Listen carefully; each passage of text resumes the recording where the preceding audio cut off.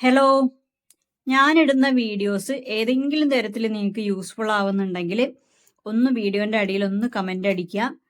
പിന്നെ ഇങ്ങനത്തെ type videos ഇഷ്ടമാകുന്നുണ്ടെങ്കിൽ എൻ്റെ ചാനൽ ഒന്ന് സബ്സ്ക്രൈബ് ചെയ്ത് വെച്ചേക്കാം. പിന്നെ ഞാൻ ഇടുന്ന വീഡിയോസിനൊക്കെ ലൈക്ക്. ബില്യണർ മൈൻഡ് സെറ്റ് എന്ന് പറഞ്ഞിട്ട് കുറച്ച് വീഡിയോസ് ഇട്ടിട്ടുണ്ട്. അപ്പം ഞാനത് വേറെ തന്നെ പ്ലേലിസ്റ്റ് ആയിട്ട് കൊടുത്തിട്ടുണ്ട്. അപ്പം നിങ്ങൾക്ക് താല്പര്യം ഉണ്ടെങ്കിൽ അതൊന്ന് കയറി കാണാം. എന്നിട്ട് മാത്രം ഈ വീഡിയോ, ഞാൻ ഇന്ന് ഇടുന്ന വീഡിയോ കാണാൻ ശ്രമിക്കാം.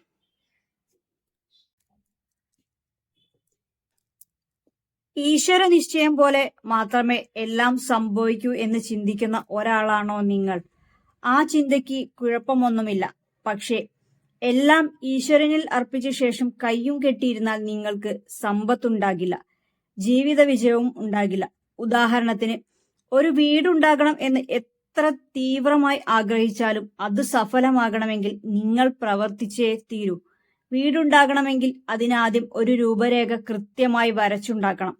ചുവരുകളുടെ നീളം, വീതി, ഉയരം, വാതിലുകൾ എവിടൊക്കെ, ജനാലകൾ എവിടൊക്കെ, അടുക്കളയുടെയും ടോയ്ലറ്റിന്റെയും സ്ഥാനം, ഇങ്ങനെ 100 കൂട്ടം കാര്യങ്ങൾ ആ ബ്ലൂ പ്രിന്റിൽ മുൻകൂട്ടി വരച്ചു വെക്കണം.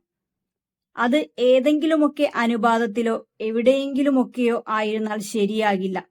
എങ്ങനെയെങ്കിലും വരച്ച രൂപരേഖ അനുസരിച്ച് ഉണ്ടാക്കുന്ന കോൺക്രീറ്റ് നിർമ്മിതിയെ വീടെന്ന് വിളിക്കാനാവില്ല.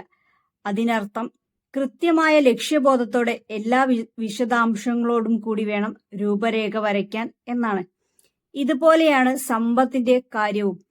സമ്പത്തിനെ കുറിച്ച് വ്യക്തമായ രൂപരേഖ ബാല്യകാലത്ത് തന്നെ വരച്ചിട്ടാലേ ഭാവിയിൽ സമ്പത്തിന്റെ കൊട്ടാരം നിർമ്മിക്കാനാകൂ. നിർഭാഗ്യവശാൽ പണത്തെക്കുറിച്ചുള്ള ഒരു പരിചിന്തനവും ബാല്യകൗമാര കാലഘട്ടങ്ങളിൽ പലരുടെയും ജീവിതത്തിൽ ഉണ്ടാകുന്നില്ല. സ്വന്തമായി ജോലി കിട്ടിക്കഴിഞ്ഞതിനു ശേഷമാണ് പലർക്കും സ്വാതന്ത്ര്യത്തോടെ പണത്തെക്കുറിച്ച് ചിന്തിക്കാനാവുന്നത്. അതും ചെലവാക്കാനുള്ള ഒരു വസ്തു എന്നതിൽ കവിഞ്ഞ് പണത്തിന് യാതൊരു പ്രാധാന്യവും കൊടുക്കാത്ത ജീവിതവും. സമ്പത്തിനെ കുറിച്ചുള്ള അജ്ഞതയാണ് ഇതിന് കാരണം. സമ്പത്തുണ്ടാക്കുന്ന ജീവിതം. പണവും സമ്പത്തും രണ്ടും രണ്ടാണ്.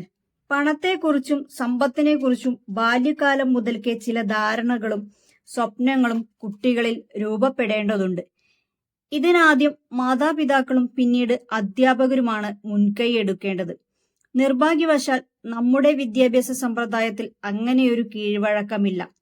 ദൈനംദിന ജീവിതത്തിൽ അത്യാവശ്യമില്ലാത്ത വൃത്തവും അലങ്കാരവും മെക്കാനിസവും കെമിസ്ട്രിയുമൊക്കെ പഠിപ്പിക്കാൻ കാണിക്കുന്ന വ്യഗ്രത, പണം കൈകാര്യം ചെയ്യുന്നതിനും സമ്പത്തുണ്ടാക്കുന്നതിനും ആവശ്യമായ സാമർഥ്യങ്ങൾ എന്തൊക്കെ എന്ന് പഠിപ്പിക്കാൻ കാണിക്കുന്നില്ല.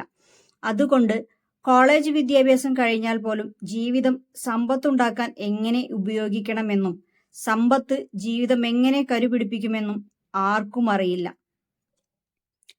അയലത്തെ കുട്ടിക്ക് ബുദ്ധി കൂടുതലാണ്, എന്റെ കുട്ടിക്ക് ബുദ്ധി കുറവാണ് എന്ന് ചിലർ പറയാറുണ്ട്. ഇതിൽ വാസ്തവമില്ല. ബുദ്ധിയുടെ കാര്യത്തിൽ ലോകത്തുള്ളവരിൽ ഭൂരിപക്ഷവും ഒട്ടൊക്കെ തുല്യരാണ്. പക്ഷേ അവ പ്രയോഗിക്കുന്നതിൽ ഓരോരുത്തരും വളരെയധികം വ്യത്യസ്തരും. ഈ വ്യത്യാസമാണ് ഓരോരുത്തരുടെയും ജീവിതത്തിന്റെ ഗതിയിൽ കാണുന്ന ഭിന്നാവസ്ഥയ്ക്ക് കാരണം.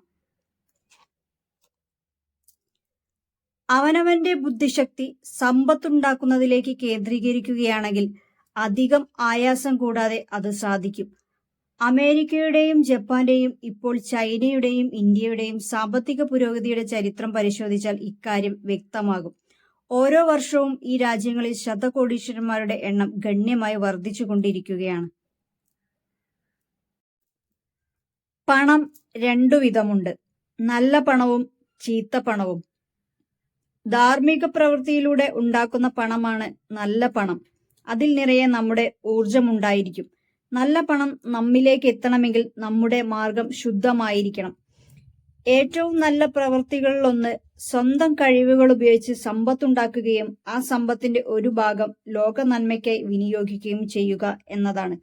ലോകത്തിലെ എല്ലാ മതങ്ങളിലെയും വിശുദ്ധ ഗ്രന്ഥങ്ങൾ ഇക്കാര്യം അടിവരയിട്ട് ഉദ്ഘോഷിക്കുന്നുണ്ട്. ദാരിദ്ര്യത്തിൽ ജനിച്ചു വളർന്ന ചിലർ പിൽക്കാലത്ത് ആവോളം സമ്പത്ത് ആർജിച്ചു കഴിയുമ്പോൾ സഹജീവികളുടെ ദാരിദ്ര്യം തുടച്ചു കളയാൻ പരിശ്രമിക്കുന്നതിന് എത്രയോ ഉദാഹരണങ്ങളുണ്ട്.